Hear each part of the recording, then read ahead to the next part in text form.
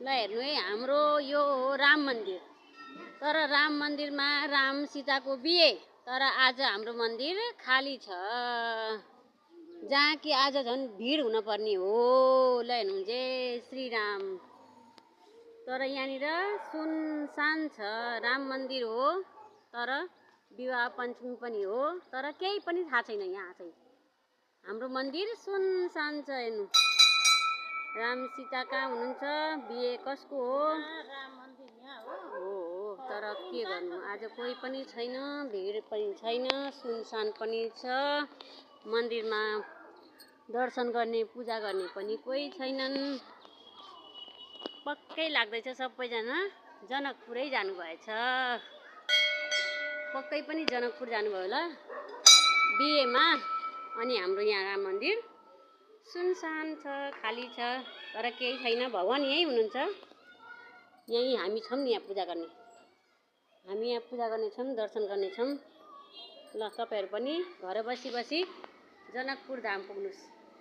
यही हो हाम्रो त जनकपुर। राम सीता लक्ष्मण यही हुनुहुन्छ। र सबैजना यहीँनिर जनकपुर पुगे भनेर दर्शन गर्नु। जय श्री राम। सबैले जय श्री राम।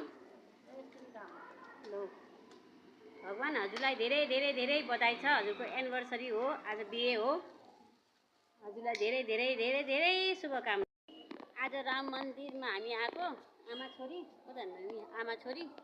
तर के गर्नु, राम मन्दिरमा केही पनि छैन, कोही पनि छैनन्।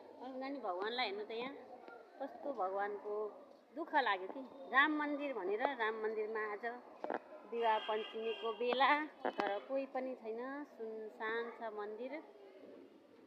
छन त हामी छँदैछौँ होइन, तर पनि योभन्दा अलिक चटकदार होला भन्ने लागिरहेको थियो है राम मन्दिरमा।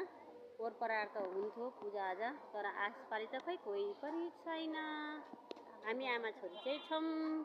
भर्खर अलिअलि आउँदै हुनुहुन्छ भक्तजनहरू पनि पूजा गर्नलाई होइन।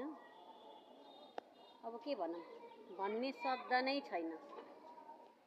यत्रो राम मन्दिर, तर कोही पनि छैन।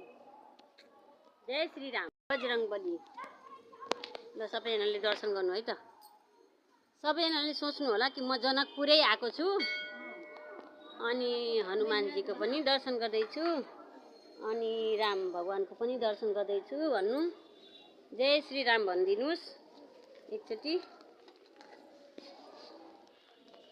रहो लोगी कह दिन जय श्री राम। जय श्री राम। रहो सब